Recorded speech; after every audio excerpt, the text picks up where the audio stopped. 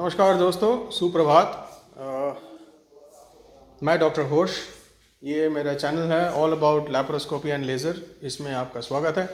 आज का दिन मैं आपको सीधा लेके आया हूँ ऑपरेशन थिएटर के अंदर। हमारा एक ऑपरेशन है जो शेड्यूल्ड है।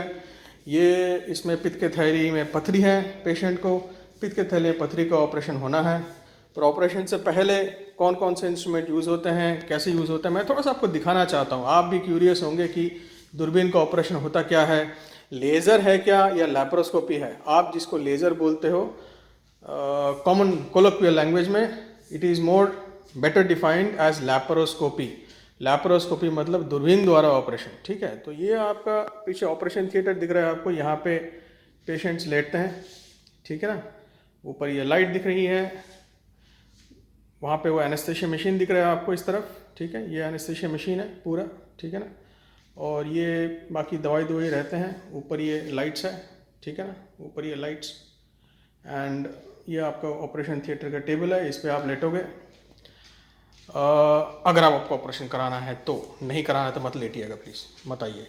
तो ये जो आपकी पेशेंट है, इनको पित्त के थैली में पथरी है। कैसे पथरी है, अल्ट्रासाउंड में कैसे दिखते हैं मैं आपको दिखाऊंगा। अल्ट्रासाउंड में इनके जो पथरियाँ हैं कैसे दिखते हैं मैं आपको दिखाऊंगा, आपसे शेयर करेंगे।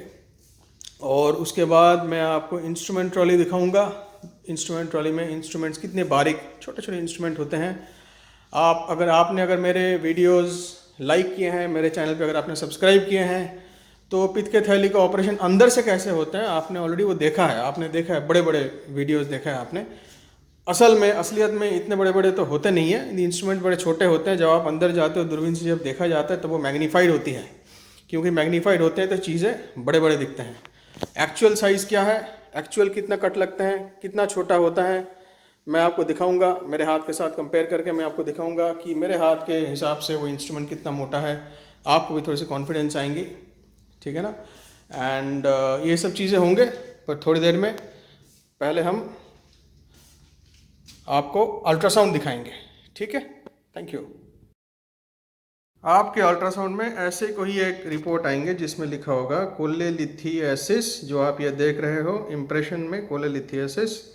ऐसे ही एक रिपोर्ट आपके हो सकता है मिले कभी आपको, अगर पित्त के थैली में पथरी दिखाई दे तो।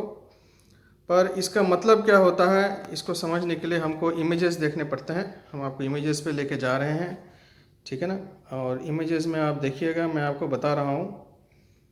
ये देखिए, इसमें अल्ट्रासाउंड में यहाँ पे दिखाए हैं, ये है गॉल ब्लाडर बीच में, और ये पथरी पे, ठीक हमारा फोकस पथरी पे है बीच में। जहाँ पे आप ये देख रहे हो, मैं आपको हाईलाइट करके दिखाऊंगा। ये है पथरी, ऐसे शैडो आनी चाहिए। ये आपको शैडो दिख रही है नीचे की तरफ, ऐसे शैडो आनी चाहिए। ये पित्त की थैली दिख रही है एक बलून की तरफ फुला हुआ, और बीच में ये सफ़ेद वाला जो दिख रहा है जिसमें 1 मार्क किया हुआ है, ये जो 1 मार्क किया हुआ ये जगह जो दिखा रहे हैं आपको, है ना, इसमें ये मेजरमेंट बने हुए हैं। इसकी मेजरमेंट के बारे में भी इस तरफ इंफॉर्मेशन मिलेंगी आपको। 1.1 सेंटीमीटर ये है इंफॉर्मेशन, 1.1 सेंटीमीटर का आपके पथरी हैं, ठीक है। तो ऐसे दिखाई देते हैं अल्ट्रासाउंड में पथरी। अगर ऐसे पित्त के थैली की पथरी और उसके साथ ये शैडो ऐसे नहीं दिखाई दे, यहाँ पे भी आपको दिखाई दे रहा है ये शैडो, ठीक है ना। ऐसे अगर शैडो नहीं दिखाई दे मतलब पित्त के थैली में पथरी है नहीं, कुछ और है, गांठ है ना, या तो बाइल स्लज जिसको हम बोलते हैं। अगर आपको बाइल स्लज समझना है तो पित्त के थैली में पथरी समझना है, दोनों में डिफरेंस समझना है, तो फिर एक बार जब आप मेरे ओपीडी में आओगे ऐसे कोई अल्ट्रासाउंड की रिपोर्ट लेके, तब हम और डिटेल में डिस्कस करेंगे कि दोनों में डिफरेंस क्या है, किस सिचुएशन में ऑपरेशन ज़रूरी होता है और किस सिचुएशन में ना भी ऑपरेशन कराओ तो चलते हैं।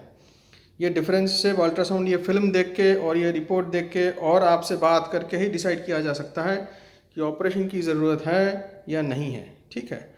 अब हम आपको दिखाएंगे ऑपरेशन अगर ज़रूरी पड़ गए हैं तो उसमें क्या क्या इंस्ट्रूमेंट यूज़ होता है। Thank you. स्टार्ट कर दिया? Yes sir. आपने देखा था कि आपको मैंने ओटी दिखाया, हमने आपको अल्ट्रासाउंड की रिपोर्ट दिखाया जिसमें आपने देखा है कि पित्त की थैली में पथरी है और ऑपरेशन करने जा रहे हैं। तो ये है हमारा ऑपरेशन का जो इंस्ट्रूमेंट टेबल, इधर दिखाइए प्लीज़, कैमरे को इधर लाइए, ठीक है। ये ओवरऑल व्यू है, मैं आपको दिखाता हूँ कुछ चीज़ें, छोटी छोटी चीज़ें मैं आपको दिखाता हूँ कि कट कितने बड़े लगते हैं। आप, ये मेरा हाथ है, हाथ के हिसाब से देखिए, ये छोटा सा इंस्ट्रूमेंट है, इससे हम अंदर जाता है, इसको हम पोर्ट बोलते हैं, ठीक है। तो इंस्ट्रूमेंट का साइज़ देखिएगा बहुत बारीक है, मेरे उंगली जैसे देखिएगा मेरी उंगली से भी कम विड्थ है इसकी। समझ में आ रहा है?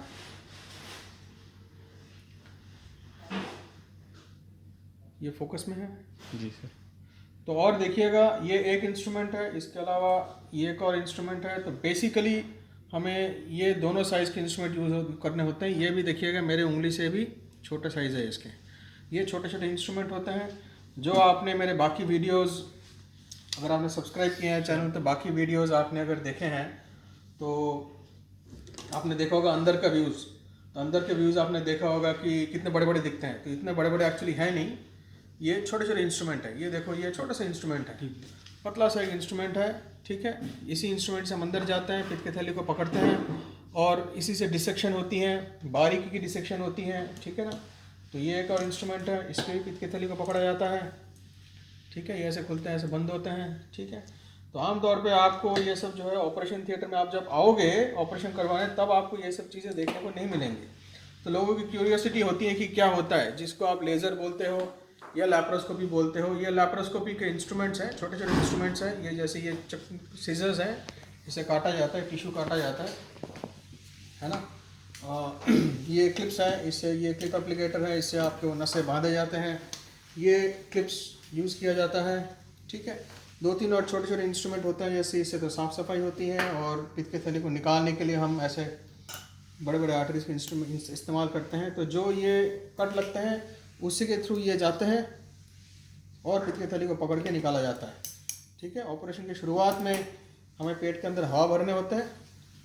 जो हवा भरने वाला कार्रवाई जो होता है उससे पहले में एक छोटा सा कट लगाते हैं। जो कट लगाते हैं या तो इस साइज़ के कट होंगे या तो इस साइज़ के कट होंगे, ठीक है। जैसे सिचुएशन हमको ज़रूरत हो उस सिचुएशन के हिसाब से। उसके बाद इसको डाल के हमें पेट के अंदर हवा भरना होता है, ठीक है ना।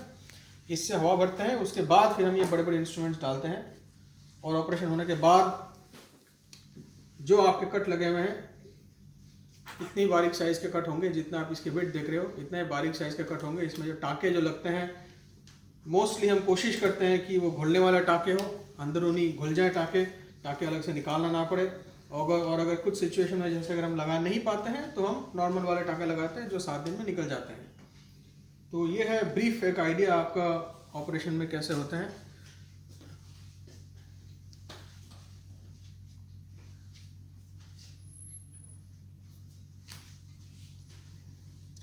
और आपको मैं इसके साथ साथ इधर आइएगा मेरे साथ, है ना। मैं आपको थोड़ा सा मॉनिटर भी दिखाता हूँ। ये मॉनिटर आप जो है ना हम इसी में देखते हैं।